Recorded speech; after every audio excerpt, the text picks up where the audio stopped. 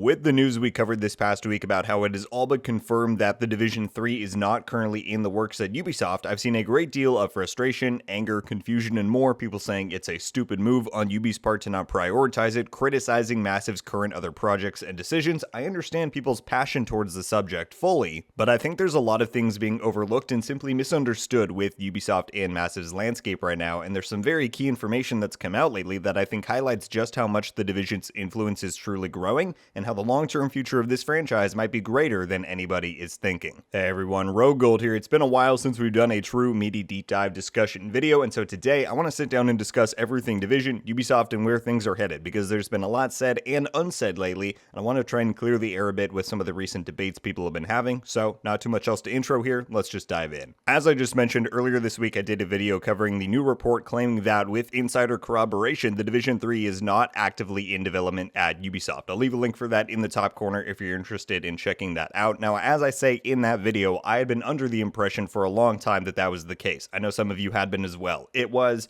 very interesting, to say the least, to see the reactions on that video. They seem mostly split. About half were like, yeah, figured as much, really no surprise there, and the other half, some were disappointed. They'd been holding out hope for Division 3 development, and some just went straight up ballistic over Ubisoft's decisions and Massive's other projects. And so before we get any further, I want to start there with Massive's current other projects, because I've seen a lot of people say that it is absolutely nonsensical for Ubisoft to be prioritizing the likes of Star Wars and Avatar over a Division 3, but as much of a Division fanboy as I am, you all know that, I'm not sure I can fully agree with that. Let's start with Avatar. It started development around 2017. I believe we now know the game's full name is Avatar Frontiers of Pandora, and revealed just a few days ago, we know that Ubisoft is committed to a fiscal 2023 release for the game, likely to have a big reveal for it at E3 this year. Now, the biggest complaint or gripe that I've seen people have with this game is the exact same one that people have had with that movie franchise for over a decade now, and that's to say, they're making an Avatar game with the blue people? Who the hell asked for that? Who wants to play it? Ever since that original film came out in 2009, people have doubted and doubted and doubted. Well, guess what? That film, to this day, remains the highest grossing film in history. And despite the fact that it took them 13 years to get the sequel to come out, again, with people doubting it and complaining up and down the entire time, the sequel, The Way of Water, which just came out this last December, is currently on the cusp of becoming the third largest film of all time. This is a two-movie franchise that has now brought in over $5 billion. I wouldn't even really call myself an Avatar fan, but the math simply does not lie. To call Avatar anything other than a juggernaut franchise is simply ignorant. Now, in fairness, movie sales do not directly translate, nor do they guarantee success in a video game, and personally, I do not believe that this Avatar game is suddenly going to become the highest selling game of all time. But given Ubisoft's current financial struggles, I think it is simply a bad take to say that this Avatar game is a pointless project. Because ultimately, Ubisoft and every other company on this earth is here to make money, and investing into a franchise that just proved it has decade-spanning multi-billion profit potential starts to sound like not such a bad idea. On the other hand, we then have Star Wars, Massive's other AAA project in development, and this project is more directly responsible for the siphoning of the Division franchise's resources and content, at least at Massive proper, as the vast majority of the development team that was intact at the time of Warlords of New York's release got moved over to that project afterwards. Similarly to Avatar, Star Wars is another hugely popular and gigantic franchise, and arguably it's one that's much more embedded and rooted into pop culture, spanning, 5 decades worth of movies, games, and fandom of all kind, and with the hunger that's grown for new, innovative Star Wars game titles after EA's monopoly on it for so long where they didn't really do much with it, again, I don't think you can really fault Ubisoft for at least trying to capitalize on such a rich and lucrative franchise. My overall point is, if you really look and analyze both of these games, in my mind, Avatar and Star Wars are truly two of Ubisoft's biggest opportunities to propel themselves back into a position of power. Sure, you've got their continued Assassin's Creed plans. Apparently, they've got some more innovative stuff like Beyond Good and Evil 2 out there, even though it's been like 10 years waiting on that. And then you've got, Skull and Bones, The Crew Motorsport. I'm sure those are going to do somewhat well, but any better than Ubisoft has done in the past 3 to 5 years? Probably not. Instead, try a video game adaptation of the most fiscally successful film franchise of all time, one which just had a new title release, and a next-level technical spectacle of one of the most beloved franchises of all time. Those are things that have the potential to just explode in popularity. I mean, you thought Hogwarts Legacy had an impact? I really think that one or both of these two upcoming games by Massive is just going to take the world by storm. And that is what I truly want to underscore here. Both of these juggernaut franchises, company-saving projects for Ubisoft, they were both given to Massive. Do you think that is coincidental? It's not. Massive is best known for one thing and one thing only, and that is The Division. When Disney came knocking on the door and said, can you deliver on the potential of what these franchises have to offer, Ubisoft didn't look at the Ghost Recon people or the Far Cry people or anybody else. They turned twice to the developer of what I contest is one of the most technically spectacular games ever made. Oh, what's that? You don't think that's enough proof that Massive is their crown jewel studio? Let's talk about the other thing that Massive and The Division has done for Ubisoft, Snowdrop. For anybody who doesn't know, Snowdrop is the engine that powers The Division 1 and 2. It was an engine created by Massive specifically for The Division, and Massive to this day continues to develop and work on the engine in-house. Well, guess what? In the year since it debuted on the first Division game, it has grown in popularity within that company significantly, to the point where it's quickly becoming their premier engine. Among other projects I'm sure we don't even know about yet, Snowdrop has produced and is currently being used on Mario & Rabbids Sparks of Hope, Rocksmith Plus, X-Defiant, The Crew Motorsport, the Splinter Cell remake, Avatar Frontiers of Pandora, the Star Wars project, and now, recently revealed in an article I'll link in the description, the Far Cry franchise is transitioning to it,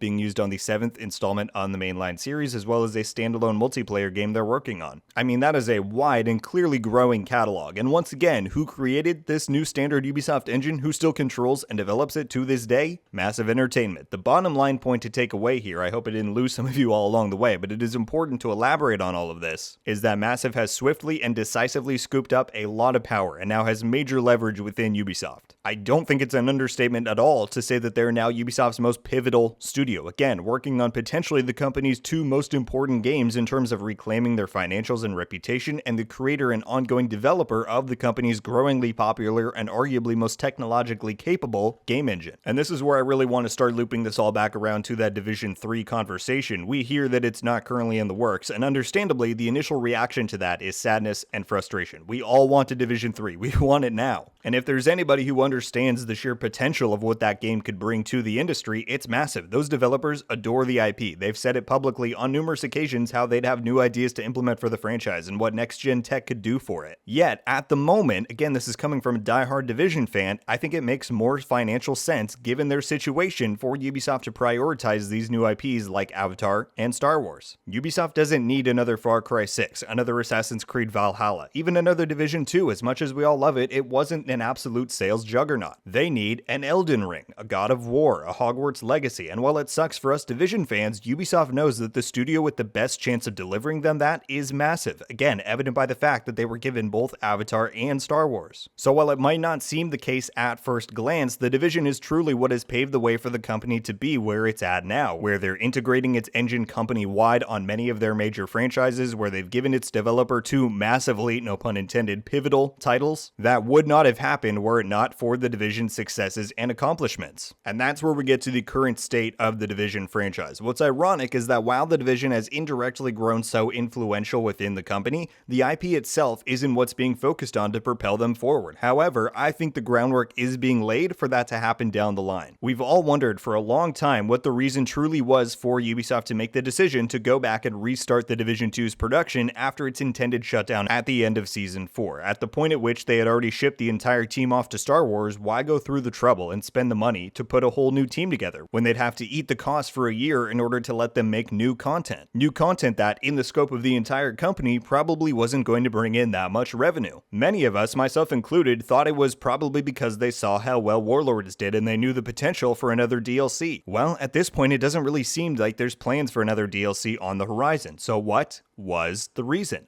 I'll tell you what the reason was. I think that they see that the Division 3 can be the smash hit that we all know it absolutely would be. Say they were to release a Division 3 right now. It would do well, no doubt, but as we already covered, Ubisoft is in desperate need of an unmitigated win. And that is what Avatar and Star Wars have a higher chance of delivering. However, while they're doing that, their sole goal with the Division franchise that they've communicated to us, even most recently in the quarterly report that we went over this last week, is that they've said they want to expand the Division's audience as widely as possible, both in terms of geography, reaching global appeal, as well as technology and demographics by introducing the franchise to mobile gamers in Resurgence, and a different kind of console and PC audience in a free-to-play setting with Heartland, all while maintaining the mainline game of The Division 2, continuing to improve the experience and garnering a constant flow of new audiences. So, I want you to picture this. 5 years down the line, The Division as an IP, as a brand, is more well-known than it's ever been, just in terms of sheer recognition. The name The Division is known by more people than ever because it's available in more places than ever. Well, how do you think it would sound to the world when they hear The Division 3, an all-new, fully next-gen experience, is in the works by the developers that brought you Avatar: Frontiers of Pandora and Ubisoft's Star Wars game, which were both huge financial and critical hits in the past few years? What Ubisoft would have done is position The Division 3 to be far more successful and popular than it ever could have been before, by expanding the audience widely and familiarizing them with the brand in the background for several years, and by giving people something to reference Massive's work off of besides just The Division itself. Whether it was planned or not, I'm going to go with it was absolutely not, but this is just kind of how the pieces fell into place. The Division 3 as an idea has suddenly become a critically important component in Ubisoft's long-term plans. It's just that they know in the short term there are better things to prioritize in order to help get them out of their current situation, and they know that by doing these side projects they're doing right now with The Division, they can lay the foundation for the third game to be even more popular than it ever could have been before. That might sound like a wild proposition, but I think when you really start to analyze everything happening with Ubisoft right now, it really starts to look less like they're neglecting what is a pretty plainly and incredibly rich and lucrative IP in The Division, and more that, for the first time in a long time, they're looking beyond what is just popular in the now and thinking about how they can best set themselves and the franchise up for years to come.